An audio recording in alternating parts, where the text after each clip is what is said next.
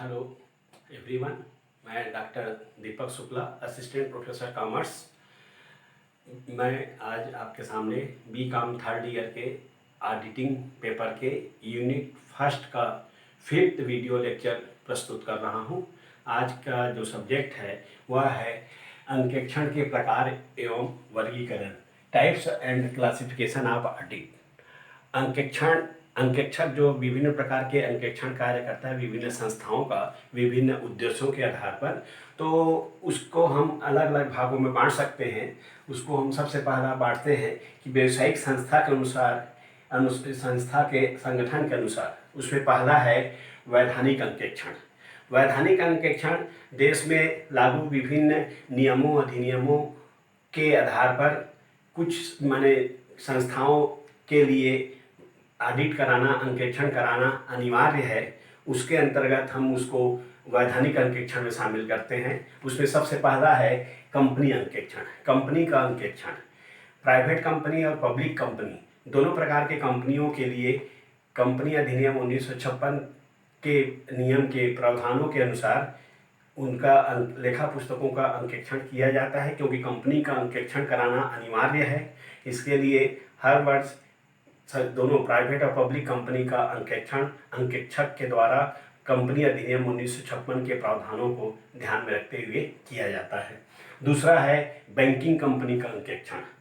Banking company का जो अंकेक्षण बैंकिंग कंपनी एक्ट 1949 के जो प्रावधान है, उस प्रावधान के अनुसार बैंकिंग कंपनी के लेखा पुस्तकों का अंकेक्षण किया जाता है।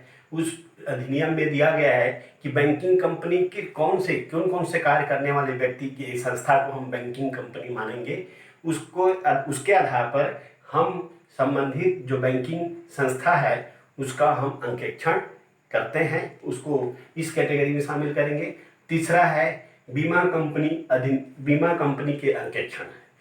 बीमा कंपनी अधिनियम 1938 के प्रावधान के अनुसार विभिन्न प्रकार के बीमा कंपनियों का अंकेक्षण कराया जाता है। विभिन्न प्रकार के बीमा कंपनी का मतलब है अग्नि बीमा कंपनी, समुद्री बीमा कंपनी, दुर्घटना बीमा कंपनी, कर्मचारी क्षतिपूर्ति बीमा कंपनी। तो इस प्रकार की जो विभिन्न प्रकार की जो बीमा कंपनियां हैं उनका हम अंकेक्षण बीमा कंपनी अधिनियम 1938 के प्रावधानों के अनुसार कराया जाता है, उसको इस कैटेगरी में शामिल करेंगे। अगला है प्रन्यास अंकेक्षण। प्रन्यास का अंकेक्षण, प्रन्यास वाले ट्रस्ट का अंकेक्षण कराना। तो ट्रस्ट का अंकेक्षण कराना 1950 के जो नियम है ट्रस्ट के उस नियम के प्रावधानों के हिसाब से ये देखा जाता है कि जो जिस उद्देश्य से ट्रस्ट का निर्माण किया गया है उसकी संपत्ति और धन का उपयोग किया जाता है एक निश्चित उद्देश्य के लिए। उसमें ऑडिट में देखा जाता है कि उस धन का, उस पैसे का सदुपयोग हो रहा है कि नहीं। इस बात को चेक करने के लिए हम एक प्रन्यास का अंकेक्षण करते हैं 1950 अधिनियम के अंतर्गत। आगे देखते हैं बिजली कंपनी अधिनियम में बिजली कंपनी का अंकेक्षण।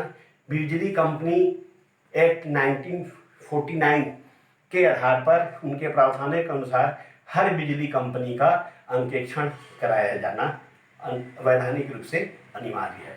आगे हम देखते हैं दूसरा, वह है निजी अंकेक्षण, प्राइवेट ऑडिट।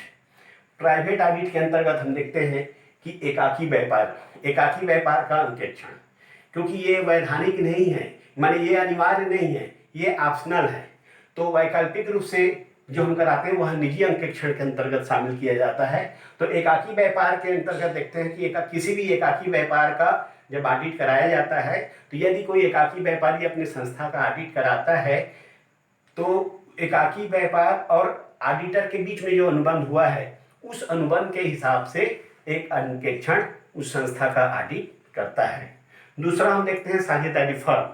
साझेदारी फर्म का भी ऑडिट कराना अनिवार्य नहीं है, लेकिन यदि साझेदारी फर्म के संलेख में इस बात का उल्लेख है कि उनका ऑडिट कराना अनिवार्य है, तो उस संलेख के आधार पर साझेदारी फर्म का अंकेक्षण से ऑडिट कराया जाता है। तो फर्म और ऑडिटर के बीच में जो अनुबंध हुआ है उसके अनुसार एक ऑडिटर साझेदारी फर्म का ऑडिट करता है।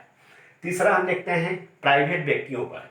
यदि किसी व्यक्तियों का आय बहुत अधिक है, व्यय भी बहुत अधिक है, उनके अंदर काम करने वाले कर्मचारी भी हैं, तो उस कर्मचारियों के कार्यों का मूल्यांकन करने के उद्देश्य से वह निजी व्यक्ति, प्राइवेट व्यक्ति यदि अपना ऑडिट कराना चाहता है, तो वह जो ऑडिट कराता है अपने लेखा पुस्तकों का, अपने आय व्यय का, जिससे कि उसके कर्मचारियों की कार्यक्षमता उसको मालूम हो, तो इसको हम प्राइवेट व्यक्तियों के ऑडिट के अंतर्गत शामिल करेंगे। आगे देखते हैं, वह है सरकारी अंकेक्षण। विभिन्न देश में विभिन्न जो केंद्रीय सरकार, राज्य सरकार, स्थानीय सरकार के विभागों, संस्थाओं के जो लेखा पुस्तकों का ऑडिट कराया जाता है, उसको हम सरकारी अंकेक्षण के अंतर्गत शामिल करते हैं। और सरकारी अंकेक्षण के अंतर्गत सरकार एक ऑडिट विभाग होता है, उस विभाग में जो कर्मचारी अधिकारी होते हैं उनके द्वारा वह ऑडिट कराया जाता है। यहाँ पर जो ऑडिट कराया जाता है, उस ऑडिटर वो चार्टर्ड अकाउंटेंट हो जरूरी नहीं है, अंकेक्षण विभाग के जो कर्मचारी अधिकारी होते हैं वे विभागीय तौर पर जाकर हर सरकारी संस्थाओं के लेखा पुस्तकों का ऑडिट करते हैं समय समय पर और अपना रिपोर्ट देते हैं। तो इसको हम सरकारी अंकेक्षण के अंतर्गत शामिल करेंगे। आगे देखते हैं, वह है आंतरिक अंकेक्षण, इंटरनल ऑडिट। यदि कोई संस्था अपने यहाँ व्यवहारिक जो व्यवसायिक व्यवहार हो रहे हैं, लेन देन हो रहे हैं, वह अतिरिक्त सावधानी के लिए वह अपना एक अन्य कर्मचारियों की तरह एक अंकेक्षक को भी कर्मचारी के रूप में वह अपने यहाँ रख लेता है और वह इंटरनल ऑडिट संस्था के लेखा पुस्तकों का उससे कराते रहता है, क्योंकि उसको ये मालूम है कि संस्था के कार्यों में किसी भी प्रकार की त्रुटि या गलती या कपट हो वह तुरंत पता चल जाए।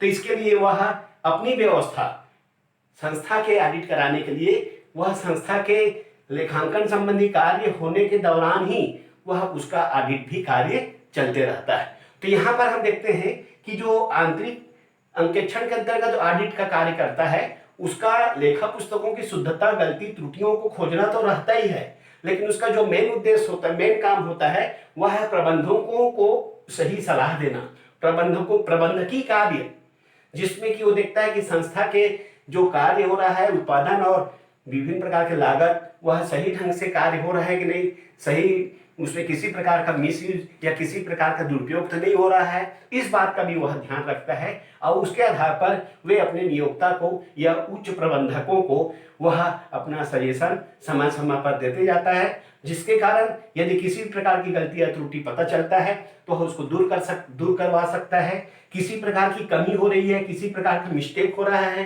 किसी प्रकार की नीतियों का सही ढंग से लागू नहीं हो रहा है, तो उस बात को भी वह पॉइंट आउट करके उसको दूर कर सकता है। और इस उद्देश्य से हम संस्था में आंतरिक अंकेक्षण कराते हैं। आगे हम देखते हैं, दूसरा है बी, व्यवहारिक अंकेक्षण, प्रैक्टिकल ऑडिट। जो व्यवहारिक रूप से जो हम ऑडिट करते हैं उसको हम इस कैटेगरी में शामिल करते हैं। सेकंड में उसमें सबसे पहला है निरंतर और चालू अंकेक्षण, कंटिन्यूअस ऑडिट। जैसे नाम से ही स्पष्ट है, कंटिन्यूअस, ऐसा ऑडिट जो निरंतर किसी संस्था में ऑडिट कार्य चलते रहता है, जिसमें कि एक ऑडिटर उस संस्था के लेखा पुस्तकों का कंटिन्यू निरंतर ऑडिट करता है या एक निश्चित या एक अनिश्चित टाइम गैप करके आकर वह लेखा पुस्तकों की जांच कार्य करते रहता है। और उसके आधार पर वो देखता है कि उसमें किसी प्रकार की यदि गलती या त्रुटि है तो उसको वो पॉइंट आउट करते रहता है। यह उस प्रकार के संस्था के लिए, हाँ, यहाँ पर कंटिन्यू ऑडिट तो चलता है, लेकिन यहाँ पर जो रिपोर्ट है ऑडिट कार्य पूरा होने के बाद पूरा वर्ष के अंत में ऑडिटर अपना रिपोर्ट देता है। भले ही वह साल भर ऑडिट कार्य करता है आकर, लेकिन अपना रिपोर्ट वर्ष के अंत में कंप्लीट होने के बाद अपना रिपोर्ट देता है। तो यहाँ पर यह उस प्रकार के संस्था के लिए उपयुक्त होता है जहाँ पर बहुत अधिक लेन देन होता है, बहुत अधिक पैमाने में रोकड़ का लेन देन होता है, उत्पादन क्रय विक्रय बड़े पैमाने पर होते हैं। तो वहाँ पर हम इस प्रकार के कंटिन्यू ऑडिट करने के माने इसको प्रावधान माने लागू करते हैं या अपनाया जाता है। इसके अंतर्गत हम देखते हैं कि इसके लाभ क्या है। यदि हम बड़ी संस्थाओं में जहाँ लेखा पुस्तकें बहुत अधिक मात्रा में बहुत संख्या में होता है, तो वहाँ पर यदि हम कंटिन्यू ऑडिट करते हैं विभिन्न विभागों का, विभिन्न कार्यों का, तो उसके क्या लाभ होते हैं। उसमें पहला लाभ है लेखा पुस्तकों की गहन जांच। यदि संस्था बहुत बड़ी है तो वहां पर यदि हम दूसरे प्रकार के ऑडिट कराएंगे तो वहां लेखा पुस्तकों को सही ढंग से गहन जांच नहीं हो पाता है। और यदि हम कंटिन्यू ऑडिट करते हैं, चालू अंकेक्षण करते हैं, तो वहां पर लेखा पुस्तकों का गहन और बारीकी से जांच हो सकता है। उसके बाद हम देखते हैं कि गलती और कपटों का शीघ्र जानकारी होना। यदि हम लगातार, जो कि वर्ष भर अंकेक्षण कार्य चलता है, तो उसमें यदि कोई गलती या त्रुटि या कपट हुआ है, वह उसकी संभावना कम हो जाती है, क्योंकि कर्मचारियों को मालूम रहता है कि ऑडिट कार्य हो रहा है, लगातार हो रहा है, अकाउंटिंग प्रोसेस हुआ, उसकी ऑडिट हो गया, तो वहां पर जो गलती या कपट है वह तुरंत पता चल जाता है। उसके साथ ही देखते हैं अशुद्धियों की जानकारी प्रारंभ में होना। यदि कोई गलती हो गई है तो वह तुरंत ही पता चल जाता है, क्योंकि वहां पर लेखा पुस्तकों का तुरंत ऑडिट वहां पर उस कार्य के बाद हो जाता है, तो कोई भी गलती हुई है वह तुरंत पता चल जाता है। अब पता चलने से उसको हम तुरंत दूर भी कर सकते हैं। उसके बाद देखते हैं कि कर्मचारियों पर नैतिक प्रभाव। यदि संस्था में लगातार ऑडिटर आता है, लेखा कार्य ऑडिट कार्य करता है, उसके कर्मचारी आते हैं, तो उसके कारण कर्मचारियों पर, संस्था के कर्मचारियों पर एक नैतिक प्रभाव रहता है कि वे सतर्कता से काम करें, समय पर काम करें, सही काम करें। यदि कोई लापरवाही करते हैं, देरी से करते हैं, कोई गलती या त्रुटि करते हैं, तो वह जहाँ ऑडिट कार्य के दौरान बाहर पता चल जाएगा, जिससे उसमें उसकी स्थिति खराब हो सकती है। तो इस तरह से लगातार ऑडिट कंटिन्यू प्रोसेस के अंतर्गत होने के कारण उस संस्था के कर्मचारियों पर उसका नैतिक प्रभाव अधिक पड़ता है। और नैतिक प्रभाव जब अधिक पड़ता है तो उसमें कर्मचारियों की कार्यक्षमता में भी वृद्धि होती है।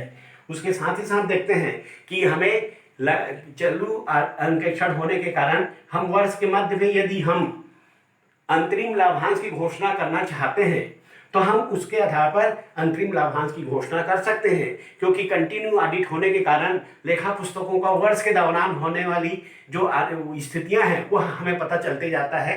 अनुमानित लाभ की पता चल जाएगा, जिसके आधार पर हम लाभांश की घोषणा कर सकते हैं। तो अंतरिम लाभांश के लिए अलग से फिर लेखा पुस्तकों की जांच करने की जरूरत नहीं पड़ती है। हम उस प्रोसेस के अंतर्गत जो लेखा पुस्तकें की ऑडिट हुआ है उसके आधार पर हम अब अंतरिम लाभांश की घोषणा कंपनी द्वारा की जा सकती है।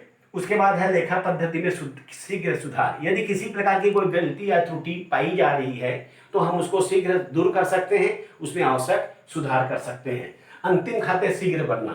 जब चूंकि कंटिन्यू ऑडिट होती जा रही है तो वहां पर हम वर्ष, जैसे ही फाइनेंशियल ईयर खत्म होता है तो हमें वर्ष खत्म होते ही ऑडिटर का रिपोर्ट भी मिल जाता है, और उसके आधार पर ऑडिटेड अंतिम खाते, अंतिम विवरण, अंतिम लेखे हम शीघ्र तैयार कर सकते हैं।